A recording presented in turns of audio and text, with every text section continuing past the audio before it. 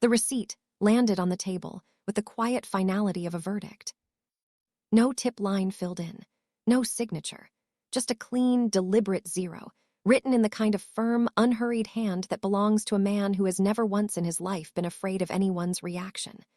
The $600 bill sat there under the warm amber lighting of Osteria Falcon's dining room like a small, precise humiliation, and every server within Eileen saw it. Celeste felt it before she even picked it up. The silence that fell over the waitstaff near the service station had its own particular texture. It was the silence of people trying very hard not to smile. She had worked in restaurants long enough to know that sound.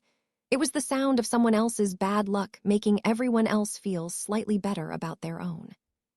She pressed her palm flat against her lower back and straightened. 7 months along, aching from the soles of her feet to somewhere deep behind her ribs, and she straightened. Because that was the only option available to her tonight. The man responsible, the one who had sat at table 11 for exactly 47 minutes, ordered a bottle of wine that wasn't on the menu, eaten a meal that cost more than Celeste's last 2 paychecks combined, and spoken fewer than 30 words the entire evening, was already gone. She had watched him rise from his chair with the unhurried ease of someone who had never rushed for anything in his life. A dark jacket, buttoned once. 2 men flanking him at a respectful distance, their eyes moving across the room the way a camera sweeps a perimeter. And then the door swung shut behind them, and table 11 was just a cleared table with a folded linen napkin and an insult where gratitude should have been. 0, that was Derek, one of the senior servers, leaning against the wait station with his arms folded and a grin stretched across his face that he wasn't even pretending to hide. Not even $1, Sel. That's a new record for you. She didn't answer him. You must have done something to upset him, said Priya, without looking up from her notepad. People like that don't just leave nothing. You must have said something wrong. Celeste picked up the receipt, folded it once, and tucked it into her apron pocket. She had not said anything wrong. She had, in fact, said almost nothing at all, because the man at table 11 had not come to Osteria Falcone for conversation. She had understood that the moment he sat down, and she had served him accordingly, efficiently, without performance, and with the particular brand of quiet competence that good hospitality demands and almost no one ever notices. She had noticed the wine order slip on his table carrying 2 separate signatures in 2 very different handwriting styles. She had noticed it, said nothing about it, and filed it away in the back of her mind the way she filed away most things, quietly, without ceremony. That was the thing about Celeste Martin that most people, including every single person currently snickering near the service station, had never bothered to figure out. She did not miss things. She simply chose, very carefully, which things to react to. Tonight, reacting would cost her, so she didn't. Celeste! The voice came from across the floor, clipped and impatient. Gable, her shift manager, was cutting toward her with the particular stride of a man who had already made up his mind about something before he opened his mouth. Raymond Gable was the kind of supervisor who wore authority like a jacket 2 sizes too big, constantly adjusting it, constantly checking that everyone around him could see it. He had been looking for a reason to cut Celeste's hours for 3 weeks, and from the look on his face, he had just found one gift wrapped on table 11. My office, now. I still have 2 tables running, she said. Derek will cover them. He didn't slow down. She followed him to the narrow office behind the kitchen, the one that always smelled faintly of printer paper and reheated ambition. He closed the door, which in Celeste's experience was never a good sign. A $600 table, Gable said, turning to face her. 0 gratuity. You want to tell me what happened out there? I served him correctly. Correctly doesn't explain 0, Celeste. With respect, she said, keeping her voice even, 0 is his choice. That has nothing to do with my service. Gable leaned against the desk and looked at her the way people look at a problem they are calculating the cost of. His eyes dropped, briefly, involuntarily, to the visible curve beneath her apron, then snapped back up. She had watched people do that calculation for 2 months now. How much longer can she work? How much of a liability is she becoming? How soon before this becomes inconvenient for the rest of us?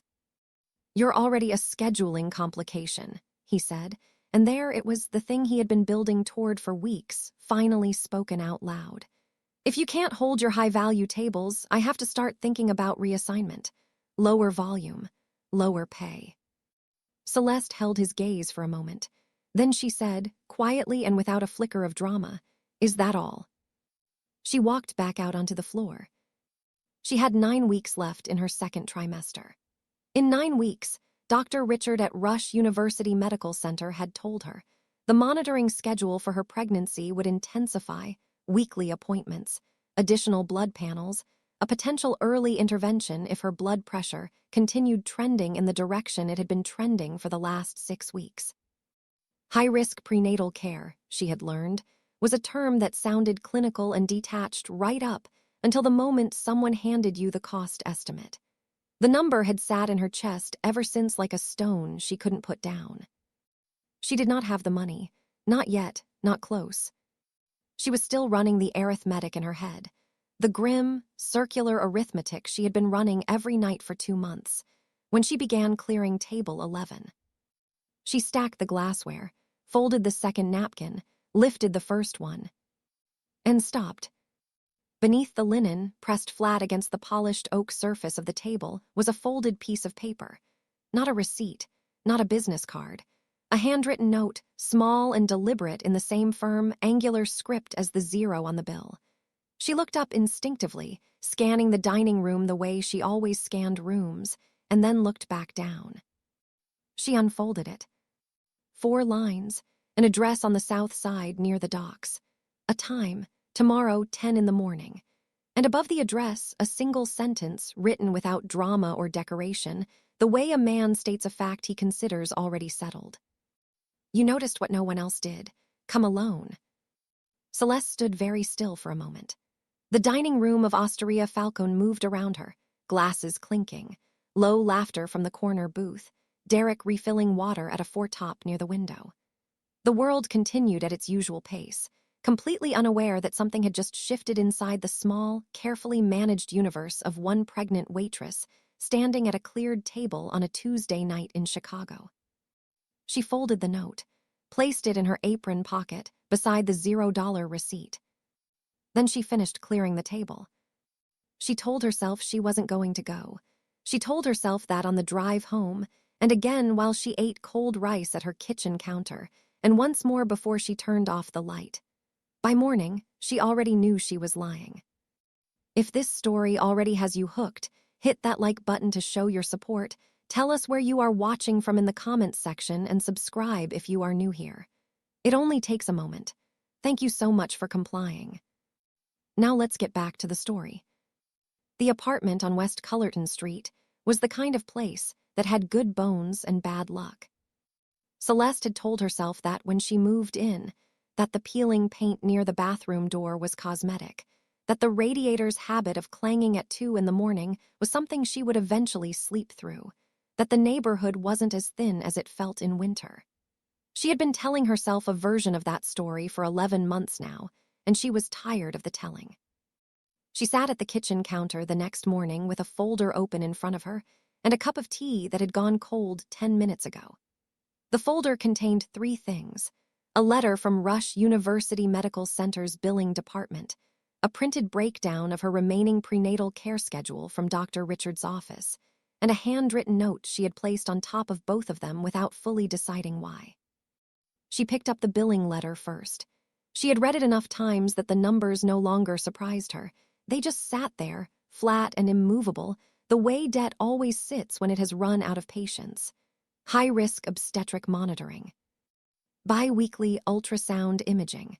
Consultative cardiology assessment for maternal blood pressure management. The total figure at the bottom of the page had a boldness to it that felt almost personal. She put the letter down and looked at the note. You noticed what no one else did. Come alone. She had turned those 7 words over in her mind for most of the night, the way you turn a strange coin over in your hand, not because you expect it to reveal anything new, but because you can't quite make yourself put it down. The address was real. She had checked it on her phone at midnight, unable to sleep. a warehouse property near the South Side docks, registered to a holding company with a name that returned nothing useful when she searched it, which was itself a kind of answer. She closed the folder. The practical reality of her life was not complicated to understand. It was only complicated to survive. She was 34 years old, 7 months pregnant, working 4 shifts a week at a restaurant where her manager had begun treating her continued employment as a favor he was running out of patience to extend. She had no partner. Her mother was in Memphis, and they spoke twice a year, on birthdays and at Christmas, in the careful, abbreviated way of 2 people who had long ago agreed not to press on the bruises. She had a checking account with enough in it to cover this month's rent, and approximately nothing left over. She had a child coming in 9 weeks who would arrive into a world that Celeste had not yet made safe enough to receive her. Her phone buzzed on the counter. It was a text from an unknown number. 3 words, "The offer stands." She stared at it for a long moment. Then she set the phone face down, stood up, and went to get dressed. She was back at Osteria Falcone by 4 o'clock for the dinner shift, because that was the job, and the job was what stood between her and a truly unmanageable situation becoming a catastrophic one. Gable was at the host stand when she walked in, and the look he gave her was the look of a man running a private countdown. "You're 3 minutes early," he said. "Don't let it become a habit of meaningless punctuality if the work doesn't match." "Good evening to you too, Gable," she said, and walked past him toward the locker room. Priya was already changed and pulling her hair back in the mirror. She glanced at Celeste in the reflection. "You good? You look like you didn't sleep." "I slept fine," Celeste said, which was not entirely true but was close enough. "Gable's been in a mood all day," Priya said, lowering her voice. "He moved Delancey off table 11 permanently and reassigned that whole section. Said something about restructuring coverage." She paused. "That's your best section, Cell." "I know it is." "He's cutting you down before he cuts you out. That's what he's doing." Celeste finished buttoning her shirt and looked at herself in the mirror. Brown hair, low ponytail, shadows under her eyes that concealer had addressed but not solved, a uniform that still fit, though only just, and a stomach that announced her situation to every table before she had spoken a single word. She had spent the better part of this pregnancy watching people decide, in the first 3 seconds of seeing her, exactly how much of a problem she was going to be. "I know what he's doing," she said. "So, what are you going to do about it?" She picked up her apron and tied it with the practiced efficiency of someone who had done it 10,000 times. She thought about the folder on her kitchen counter, and the number at the bottom of the billing letter, and the note that was currently folded inside the front pocket of her bag. She thought about 9 weeks, and what 9 weeks actually meant, not as a countdown, but as a closing window. "I'm going to do my job," she said. "Tonight." Priya looked at her for a second longer than was comfortable, then nodded and went back to the mirror. Celeste walked out onto the floor. She had 4 hours left on tonight's shift. She had an address on the South Side, and somewhere between the exhaustion and the arithmetic and the quiet, grinding weight of a city that had never once made anything easy for her, a decision had already been made. She just hadn't said it out loud yet. To understand the note, you had to understand the night it came from. Celeste had been running that evening backward in her mind since she woke up, pulling it apart the way you dismantle something to find the fault in it. The dining room, the table, the man. She kept arriving at the same conclusion, which was that nothing about it had been accidental, not a single detail. It had started at 7:43. She knew the time because she had just finished resetting table 9 and was checking her section when the host, a young man named Felix who took his job with the gravity of a head of state, walked a party of 3 to table 11. She registered them the way she registered every table, a quick, functional read. 2 men positioned slightly behind and to either side of the third, which meant they were not guests. They were company of a different kind. The third man sat down without looking at the menu. That was the first thing she noticed. Most people, even regulars who knew the menu by heart, glanced at it out of habit. It was a social reflex, something to do with the hands while you settled in. This man didn't bother. He placed both hands flat on the table and looked out across the dining room with the calm, surveying patience of someone who had already decided what he wanted and was simply waiting for the process to catch up. She approached the table. "Good evening," she said. "Can I start you with still or sparkling water?" "Still," his voice was even and unhurried. "And I'll need a bottle of the Barolo, the 09 Giacomo Conterno, not whatever Conterno you have listed." She kept her expression neutral. The Giacomo Conterno Barolo from 2009 was not on the menu.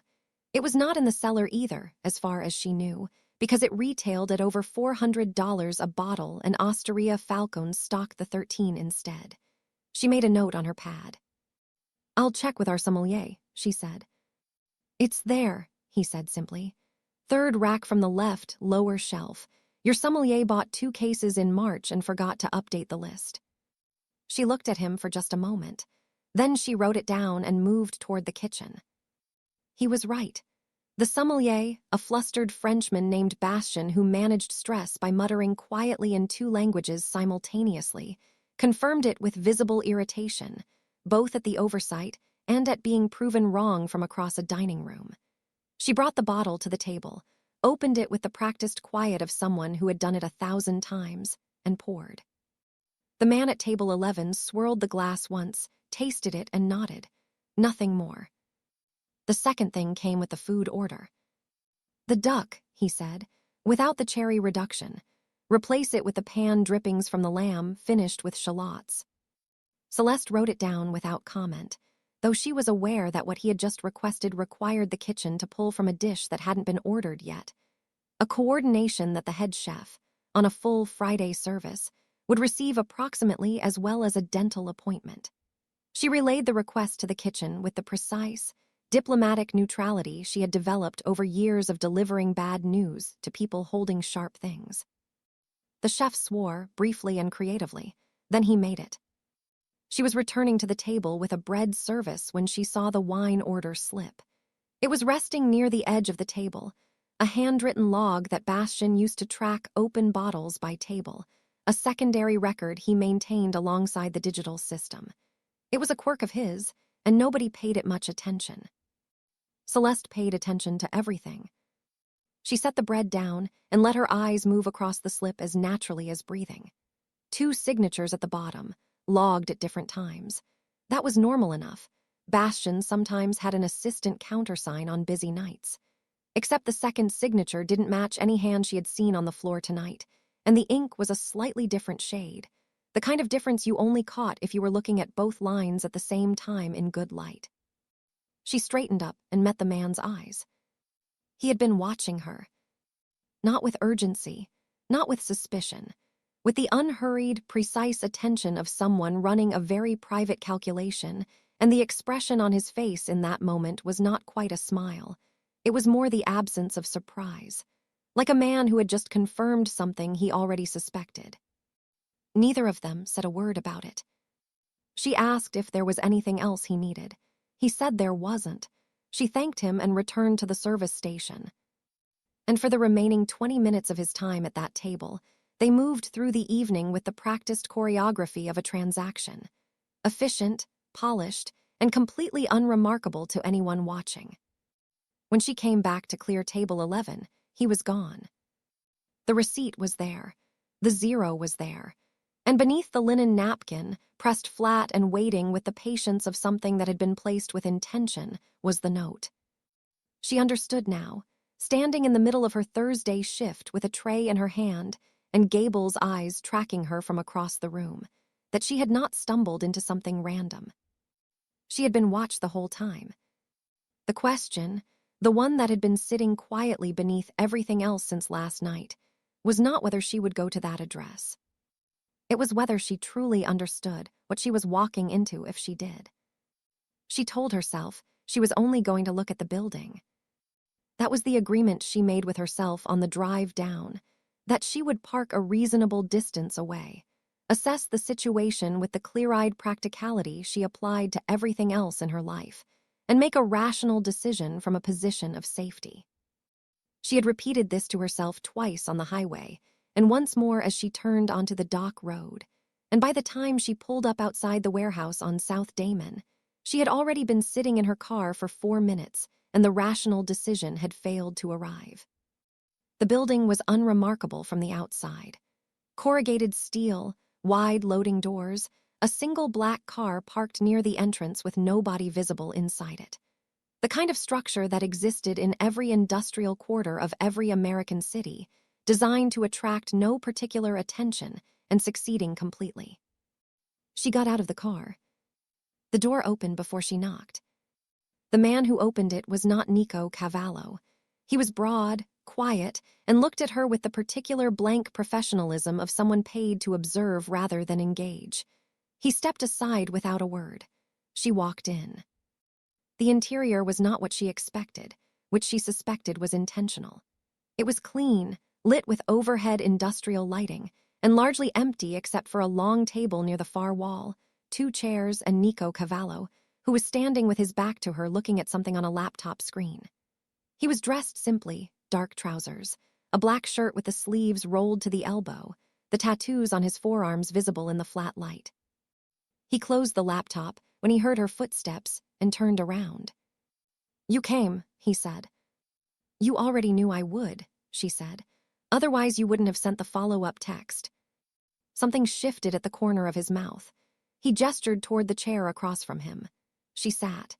He remained standing for a moment, then pulled out the second chair and sat as well, which she noticed, the deliberate choice to bring himself level rather than maintain the height advantage. "I'll be direct with you," he said. "Please." "In the last 4 months, 3 of my people have been arrested. Not caught in the act, arrested. Meaning someone told someone where they were going to be and when." He paused. "Each time, the information that leaked was only available to a small group of people inside my organization. I've been narrowing that group for 12 weeks. Celeste held his gaze. "And the dinner was part of that." "The dinner was a test," he said. "The wine log had a forged secondary signature. I've run versions of that test 6 times in 3 different settings. You are the first person in 6 attempts who noticed." She let that sit for a moment. "What happened to the other 5? "They didn't notice," he said, "so they were not useful to me." She appreciated that he didn't dress that up. "And the people who arranged the forgeries, were any of them inside your organization?" He looked at her steadily. "That is exactly the right question." He leaned forward slightly, forearms on the table. "I need someone who can move through my world without being read as a threat. Someone with a reason to be present at private dinners, estate events, internal gatherings. Someone whose instincts are better than their circumstances currently suggest." He said the last part without cruelty. It was just a fact, stated the way he stated everything. "I need your eyes, Ms. Martin." "That's all I'm asking for." "That's not all you're asking for," she said. "You're asking me to walk into a situation where someone inside your organization is already willing to destroy people to protect themselves, with a baby coming in 9 weeks. She held his gaze without blinking. "So whatever you're offering had better be worth the weight of what you're actually asking." He nodded once, slowly, as if she had passed something without being told it was a test. $50,000, he said. "Half now, half when the mole is identified and confirmed. Full medical coverage through a private provider for the remainder of your pregnancy and the first year of your child's care. And a guaranteed exit, meaning the moment you decide you're done, you leave. No complications." The number landed in her chest like something physical. $50,000 was Dr. Richards' estimate, almost to the figure. It was the cost of her high-risk prenatal schedule, the delivery, the first months of monitoring for a child whose arrival the doctors had already flagged as complicated. It was the exact number she had stared at on that billing letter every morning for 6 weeks, the number that had been slowly rearranging everything else in her life around its refusal to get smaller. She looked at the table for a moment. "You said the information only reached a small group inside your organization," she said. "How small?" 7 people at most. "And you trust none of them right now." "I trust the evidence I have," he said, "which is currently inconclusive." "Do any of them know you're doing this, running these tests?" "No." "Then whoever it is," she said, "they think they're still safe, which means they'll keep moving." She looked up at him. "That's actually useful." Nico Cavallo was quiet for a moment. He looked at her the way she had seen him look at her across the dining room of Osteria Falcone, not with curiosity, but with the focused, unhurried attention of a man confirming a measurement. "Will you do it?" he asked. Celeste thought about the folder on her kitchen counter. She thought about Gable and the zero and the letter from the billing department that had started using bold font as though the numbers weren't already loud enough. "Tell me how the cover works," she said. The official story was simple, which was what made it believable. Celeste Martin had been brought in as a private hospitality consultant to oversee event catering and service coordination at the Cavallo estate in Lincoln Park, a role that existed in enough wealthy households across Chicago that nobody thought to question it. Nico had a lawyer draw up an actual contract, which she read in full before signing, because she was not the kind of person who signed things she hadn't read. The contract was legitimate. The role was legitimate. The reason behind both was something else entirely. She started on a Wednesday. The estate itself was a converted Victorian on a wide, tree-lined street, the kind of property that announced serious money without shouting about it. A full kitchen, a formal dining room used for private dinners, and enough traffic in and out on any given day that one additional professional face drew no particular attention. Nico had introduced her to the household staff with the brisk efficiency of a man managing logistics. Names, roles, areas of responsibility. Nobody asked questions. In environments like this, Celeste had learned, people who asked too many questions tended not to last. She spent her first 3 days doing exactly what her cover required. She audited the kitchen inventory, assessed the catering vendors, restructured the event timeline for a dinner Nico was hosting the following Friday. She was good at the work, genuinely good, which helped, because the best cover is one that doesn't feel like a cover at all. On the 4th day, she started noticing things. The first was a delivery manifest from a produce vendor. The invoice listed a Thursday morning delivery, 7:30 refrigerated truck, 3 pallets of dry goods and seasonal produce for the estate kitchen. Celeste had been in the kitchen at 7:30 on Thursday. No truck had arrived. She checked the invoice again, confirmed the signature at the bottom acknowledging receipt, and noted that the signature had been applied to a delivery that, as far as she could determine, had never physically taken place.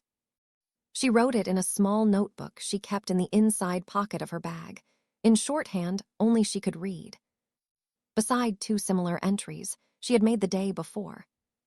The second thing was conversational. She had learned early in her career that the most revealing moment in any room was not what people said. It was what they stopped saying when certain people walked in. She was efficient and quiet enough in her movements that she occasionally arrived in doorways before people registered she was coming. And twice in her first week, she had walked into rooms where conversations ceased with a completeness that was different from the ordinary pause of professional discretion. It was the pause of people recalibrating. She noted the rooms, the faces, and the approximate topics that had been audible in the seconds before she appeared. She did not react to any of it. She asked if anyone needed anything and moved on. The third thing was Ren Solari. Nico had introduced him on her first day as his consigliere, his primary advisor, and the man who managed the organizational architecture of everything Nico ran. He was somewhere in his mid-40s, lean and composed, with the kind of easy, practiced charm that came from years of knowing exactly what impression he was making and choosing it deliberately. He had welcomed her with warmth, asked smart questions about her catering background, and made her feel, for approximately 4 minutes, like an entirely trusted colleague. Then the warmth finished, and what was underneath it was something else.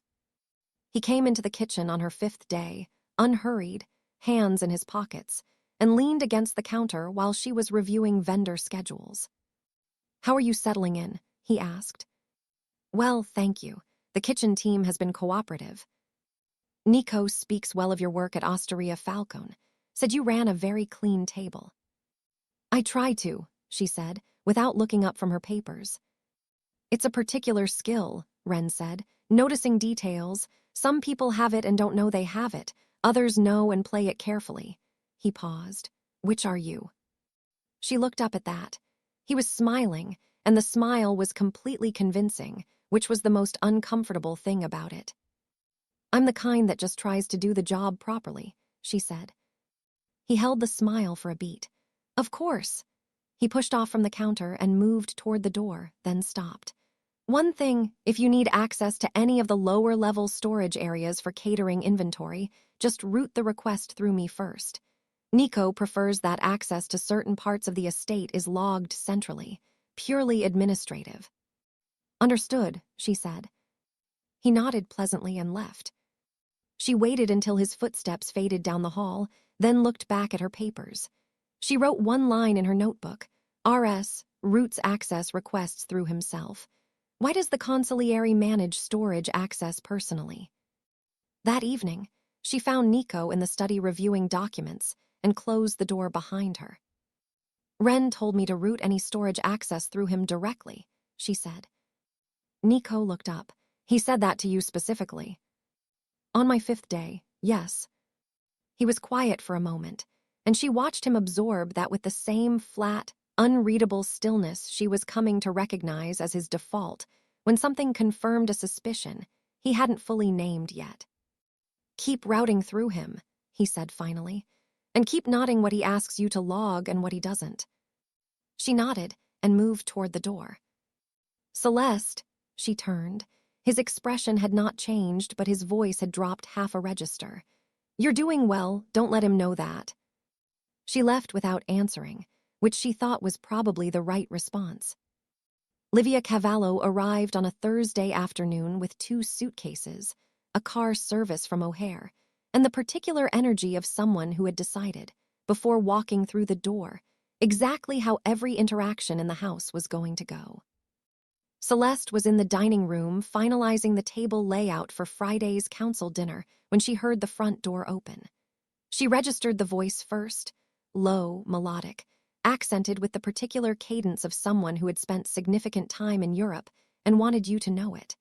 Then Livia came around the corner of the hallway and into the doorway, and Celeste looked up. She was striking. Late 30s, dark hair worn loose, dressed with the effortless precision of a woman who treated her appearance as a form of professional communication. She looked at Celeste the way certain people look at furniture they are considering rearranging. "You must be the catering consultant," she said. "Celeste Martin," Celeste said, and extended her hand. Livia shook it once, briefly, with the courtesy of someone completing a formality. "Livia!" She glanced at the table, the placement cards, the folded linen, the arrangement of glassware, and tilted her head slightly. "You've seated Marcello on Nico's left." That was the arrangement I was given. Marcello is hard of hearing in his right ear.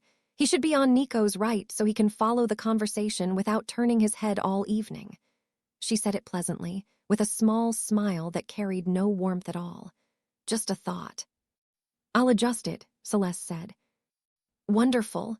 Livia held the smile for exactly 1 beat longer than necessary, then turned and walked back toward the hallway. "Nico didn't mention he'd brought in outside help," she said, without turning around. "He usually tells me these things." Then she was gone, and the room felt slightly different in her absence, the way a room feels when a draft has just passed through it. Celeste moved Marcello's placement card to the right side and made a note. The council dinner the following evening was 12 people, 3 courses, and 2 hours of conversation conducted almost entirely in the careful, elliptical language of men who had learned long ago never to say plainly what they meant in rooms they didn't fully control. Celeste moved through the service with her usual precision, present enough to be useful, invisible enough to be forgotten, and listened the way she always listened, without appearing to. Livia sat 3 seats from Nico and performed the role of gracious family presence with a fluency that was almost admirable. She laughed at the right moments, deferred to the older men with practiced ease, and kept her eyes moving across the room with a frequency that Celeste recognized because she did the same thing herself. They were both, in their different ways, cataloging the room. The difference was that only one of them was supposed to be doing it. Twice during the meal, Celeste caught Livia watching her from across the table. Not with hostility would have been readable, and Livia was far too careful for readable. It was more like an assessment. The focused, patient attention of someone measuring a variable they hadn't finished accounting for. Celeste refilled a water glass and moved on. It was during the dessert course, while she was retrieving a serving piece from the sideboard near the far wall, that she saw the matchbook. It was small, unremarkable at a glance, the kind left on sideboards and mantels in houses where people smoked occasionally and nobody thought to clear them away. Dark blue cover, a small gold logo printed on the front, the silhouette of an arch above 4 letters. She read it once, and her hand slowed for just a fraction of a second. The Hotel Arco, Milan. She had seen that logo 11 days ago, on a catering invoice in the estate's vendor file, one of the documents she had flagged in her notebook for a delivery that didn't match its recorded receipt. The invoice had been for an overseas dry goods supplier, which had seemed unremarkable at the time. The supplier's registered address was in Milan, and the contact header on the invoice had carried the same arch logo, a detail she had noted and filed without yet knowing what to file it under. She picked up the serving piece. She set the matchbook in her apron pocket in the same motion, without pausing, without looking around the room. She finished the dessert service. Later, after the guests had moved to the sitting room and the kitchen staff were clearing down, she found a moment alone by the kitchen window and turned the matchbook over in her palm.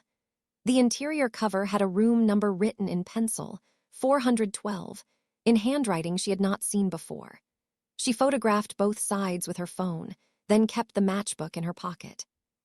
Nico found her in the hallway near the end of the evening, as the last guests were leaving. "How did it go?" he asked. "The dinner was clean," she said.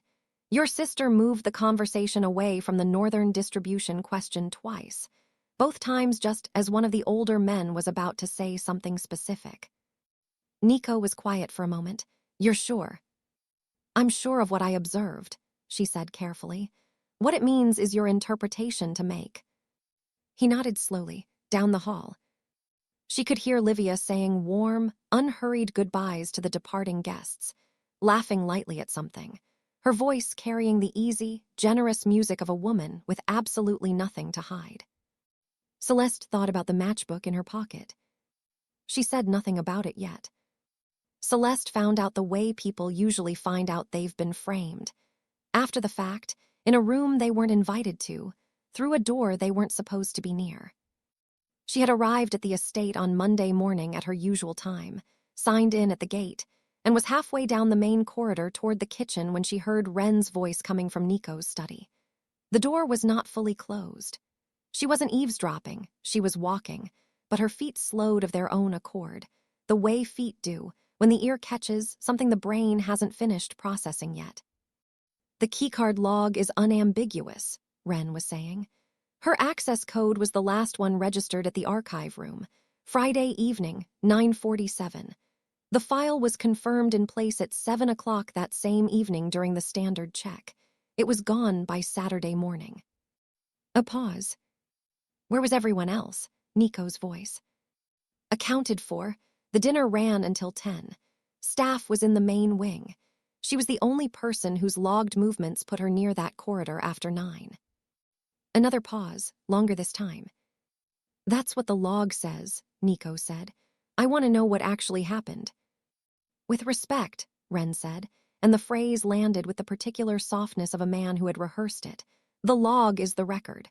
We built that system specifically so that sentiment doesn't override evidence." A brief, carefully measured beat. "She's new to the estate. She came in through an unconventional channel. I raised concerns about the vetting process at the time, and I think this situation warrants." "I'll handle it," Nico said. She had already moved past the door by the time the conversation ended. She was standing at the kitchen counter, notepad open, reviewing nothing, when Nico came in 6 minutes later. He looked at her for a moment, and she could see him working through something behind his eyes, not doubt exactly, but the particular conflict of a man whose instincts and his evidence were pointing in different directions, and he was deciding which one to trust. "There's a problem," he said. "I heard," she said quietly. "The corridor near the archive room, Friday night." He didn't ask how she knew. He just nodded once. "Your keycard was the last access logged." Then someone used my key card, she said. Because I was not in that corridor on Friday after 9. I left the estate at 8:50. You can check the gate log. The gate log shows your departure at 8:53, he said. The corridor access was logged at 9:47. She looked at him steadily. Keycards can be cloned. That's not a theory, that's basic physical security. And if someone inside this house has the access and the motive to move a dossier, they have more than enough capability to clone a card and log it under my code. I know that, he said, and she believed him. She could see that he believed her. But belief in his world was not the same as protection. I need to manage this carefully, he said. If I dismiss it outright, whoever did this knows I'm covering for you, which tells them something I don't want them to know yet. She understood before he finished the sentence. You need to suspend me. Temporarily, publicly, it has to look like I'm responding to the evidence. And privately. Privately, nothing changes. He held her gaze. I need you to trust that. She thought about the matchbook in her bag, and the forged wine log, and the 11 days of entries in her notebook. She thought about the archive room she had genuinely never visited, and whoever had been calm enough and organized enough to clone her access code and time the log entry to a window when she was already off the premises, and what that level of planning said about how long this had been in motion. For the record, she said, I want you to know I don't blame you for this. I understand the position. She closed her notepad and put it in her bag. But when this is over, I expect the terms of our agreement to reflect that I was set up inside your own house. He nodded. They will. Ren was waiting in the main hallway when she came out, and his expression was the masterwork of a man pretending to feel bad about something he had arranged himself. He had the grace not to say anything particularly elaborate, just a brief, sympathetic press of his lips and a murmured, These things have to be handled correctly. I hope you understand. Completely, she said. She walked out through the front door, down the steps, and got into her car. She sat there for a moment without starting the engine. The suspension was a problem, obviously. She no longer had physical access to the estate, which meant she no longer had eyes on the rooms, the staff, the conversations that paused when she entered. Whatever she had been building over the last 2 weeks, she was now building it from the outside. But there was another way to read this, if she chose to. Whoever had framed her had done it cleanly, precisely, and with enough lead time to arrange a cloned keycard and a timed access log. That required planning, and planning required motive, and motive, at its root, required fear. She had been suspended because she was getting close to something. She just needed to figure out what, exactly, she had been about to find. She started the engine and pulled away from the estate, already reconstructing every detail she had collected since day 1. She had her notebook. She had the matchbook. She had the forged wine log photograph still sitting in her phone's camera roll. And she had 9 days left before her 3rd trimester began, which meant she was running out of time on every front simultaneously. She merged onto the highway and drove. She spread everything across the kitchen table at 7 in the morning and didn't move from that chair for 4 hours. This was the thing about being suspended from the only place that currently held the answers she needed. It forced her back to the one resource nobody had thought to take away from her. Her memory was not a gift she had ever been praised for. It was simply the result of a lifetime of paying attention in rooms where nobody expected her to, and filing what she found in the quiet, organized library she maintained behind her eyes. She had been doing it since childhood, long before she understood why it was useful. Now she knew why. She started with a notebook. 11 days of entries, written in the shorthand she had developed over years of working in environments where note-taking needed to look like something else. She read through every line slowly, cross-referencing against the photographs on her phone, building the timeline the way she built event schedules. Methodically, without assumption, letting the structure emerge from the material rather than forcing it into a shape she had already decided on.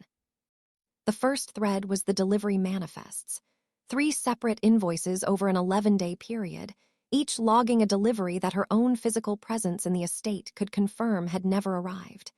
Each one signed at the bottom with an acknowledgement of receipt. Two of the three signatures were in the same hand, a cramped, leftward-leaning script that she had photographed carefully enough to read clearly on her phone's screen. The third was different, looser, more deliberate, written by someone making an effort to write neatly. She had seen that third signature before. It had taken her 20 minutes of staring at her phone's screen to place it, but she had placed it. It was Livia's. She had watched Livia sign the guest acknowledgement card at the council dinner, a formality for the estate records, passed around at the end of the evening. Celeste had been collecting them from the table, and she had glanced at each one out of habit. Livia's signature was the deliberate, neat hand on the third forged invoice. She was certain of it. She wrote that down and drew a line connecting it to the matchbook entry.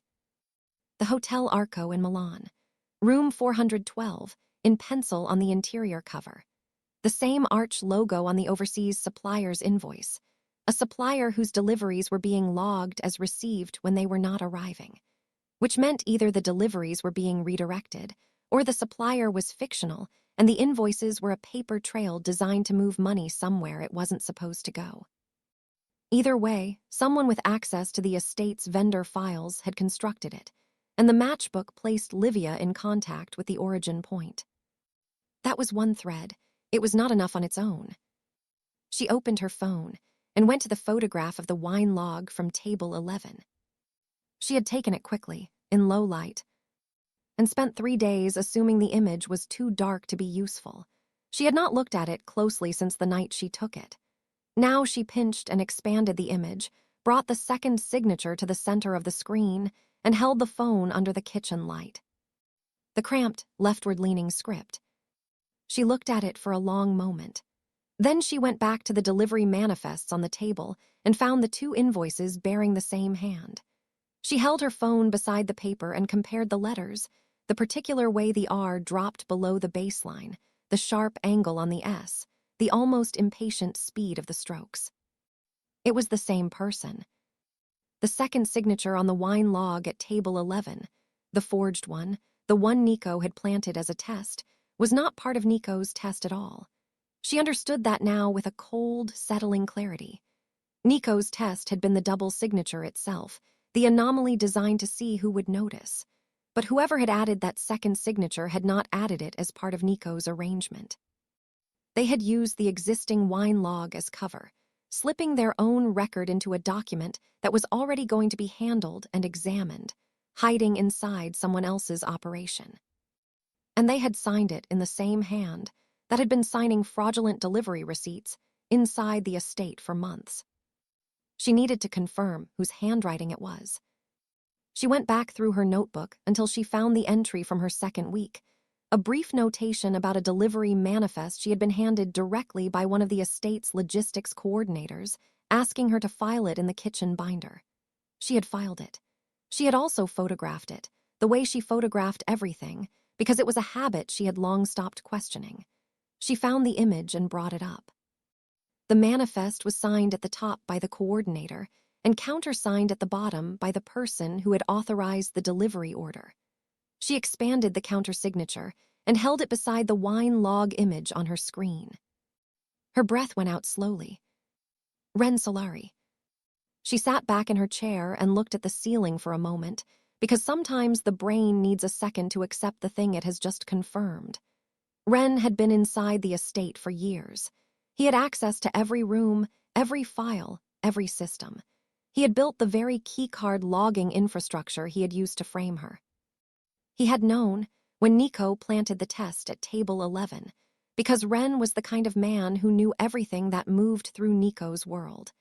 And he had used that knowledge to insert his own signature into the test document before it could be recovered, buying himself cover inside the very operation meant to expose him. It was methodical. It was nearly perfect. Nearly.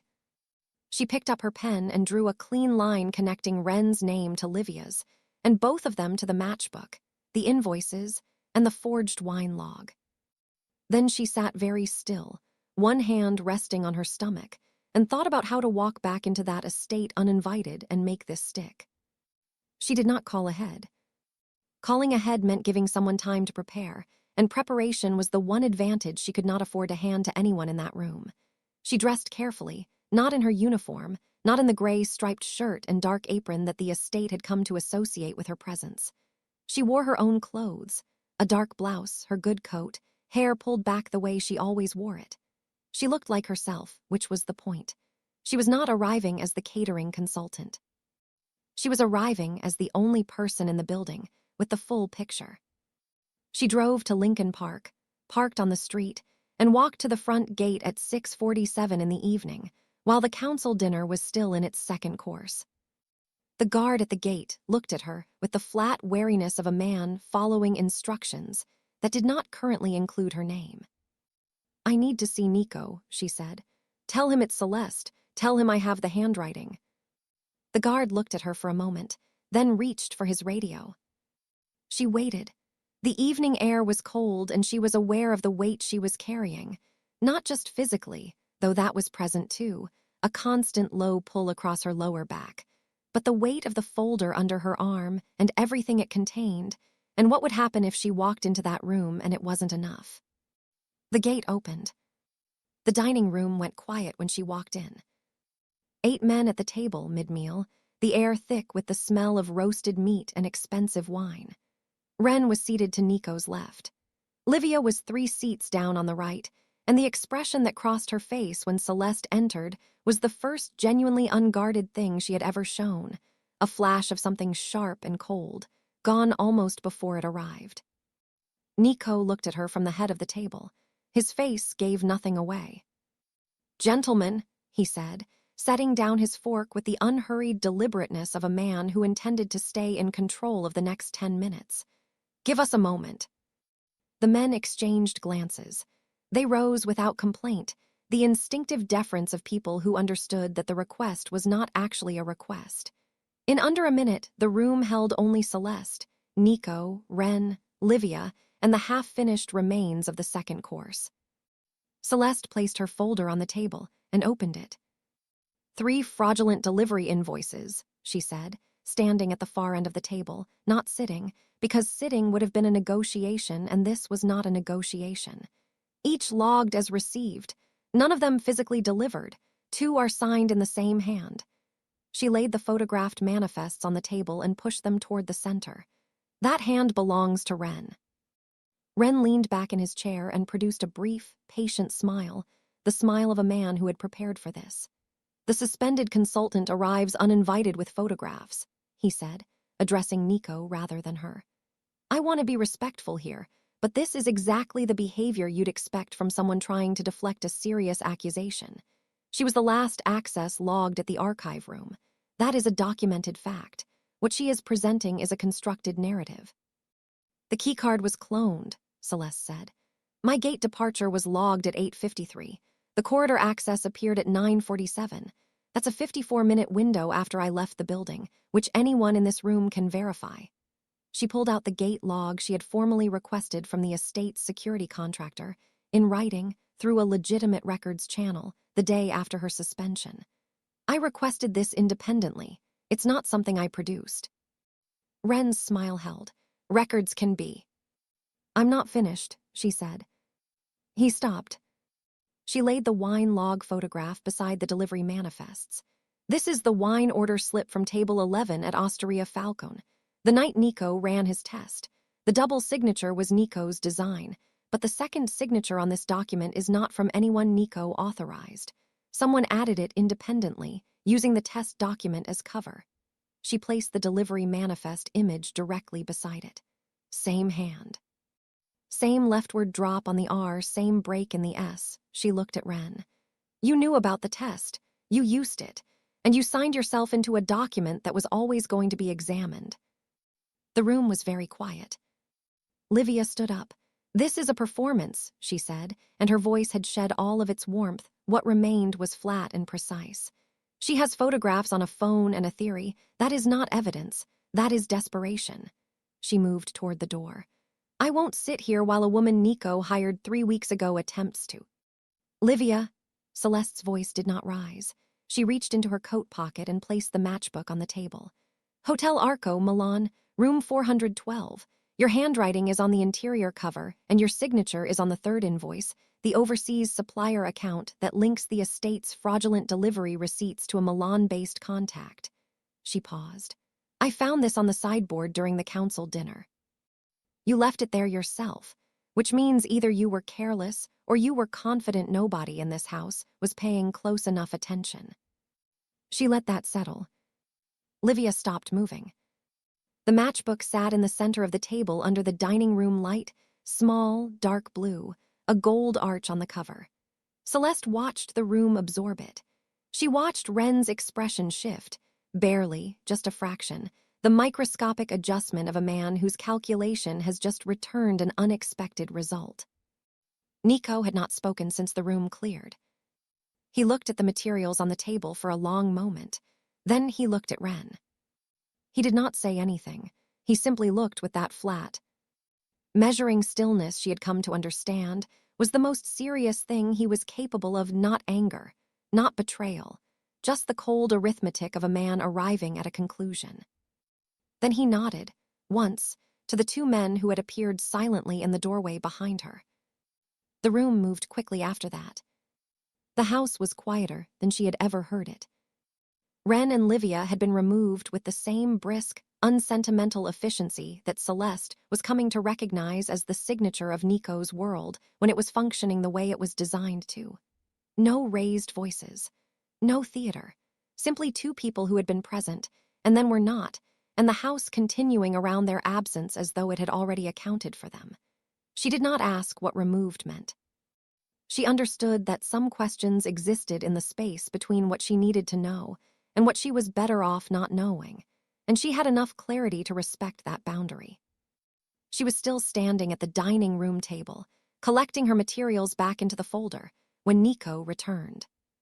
He came in alone, closed the door, and stood at the opposite end of the table looking at her with an expression she had not seen on him before.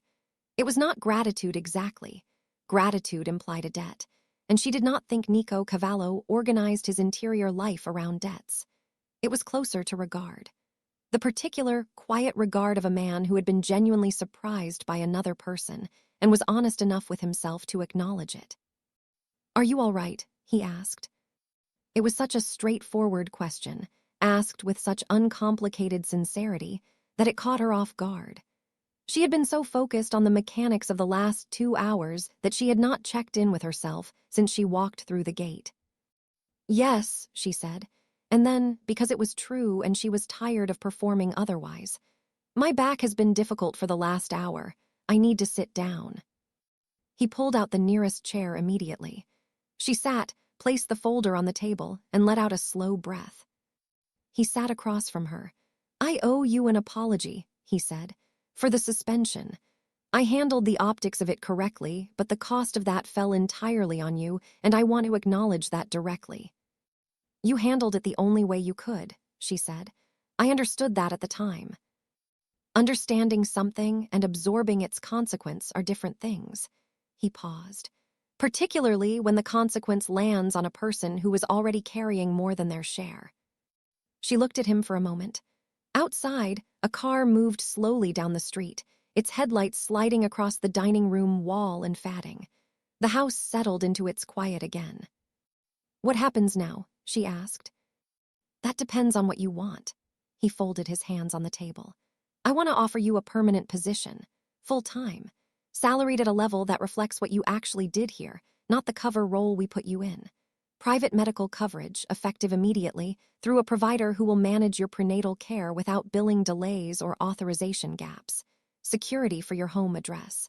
And resources, whatever you need for the next phase of your pregnancy and after." It was a generous offer. It was also, she noticed, framed as his offer, his terms, his structure, his decision about what her value was and how it should be packaged. "I appreciate that," she said, "but I'm not going to accept it the way you've framed it." He tilted his head slightly. "Tell me how you'd frame it." "A consulting agreement," she said. "Defined scope, defined deliverables, renegotiated at intervals of my choosing. Not permanent, ongoing, but terminable by me at any time without obligation to provide cause." She held his gaze. "Medical coverage, as you described beginning this week. Compensation for this engagement, including the period of suspension, paid in full before I leave tonight. She paused. And one additional condition. Go ahead.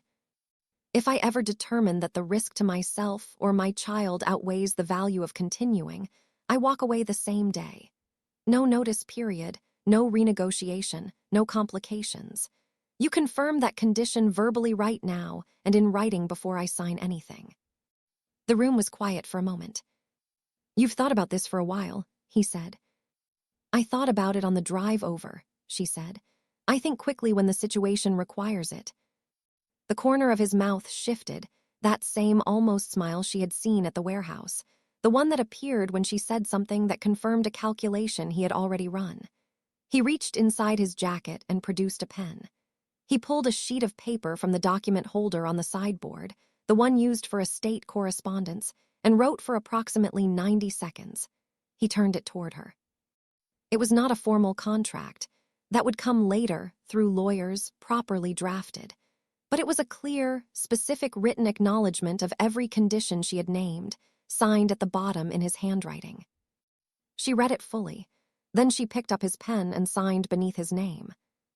The payment, she said. It will be in your account by the time you reach your car, he said. She nodded, closed the folder, and stood up. He stood as well, and for a moment they were simply two people standing on opposite sides of a table in a quiet house, the remains of an interrupted dinner still on the plates around them, the matchbook sitting on the sideboard where she had left it. For what it's worth, he said, the child you're carrying is going to have a remarkable mother. She picked up her coat. I know, she said simply. She walked down the hall, through the front door, and down the steps to the street. The night was cold and clear, the kind of Chicago evening that made the city look better than it usually deserved. She settled into the driver's seat, placed the folder on the passenger side, and started the engine. She pulled away from the estate and joined the light evening traffic heading north. 3 blocks passed before she realized she had not once checked her mirrors. She didn't go back to check them. She drove home. Celeste never asked to be remarkable. She was just a woman who paid attention when everyone else looked away, and when the moment came, she made it count. Some people are forged by pressure. Celeste was simply revealed by it. If this story held you from that first 0 on the receipt to the last signature on that contract, you already know what to do.